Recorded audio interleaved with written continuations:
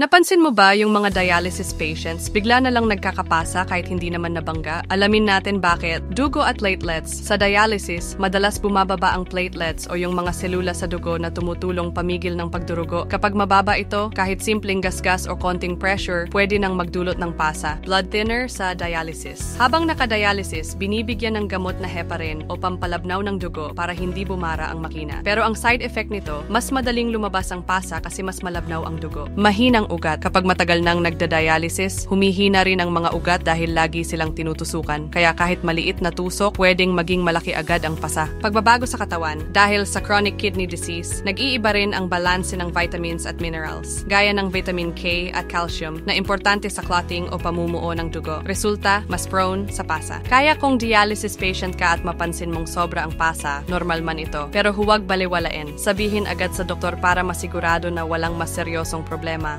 Ngayon alam mo na, hindi basta simpleng nabugbog lang ang dahilan ng mga pasa sa dialysis. Share mo to para aware din ang iba.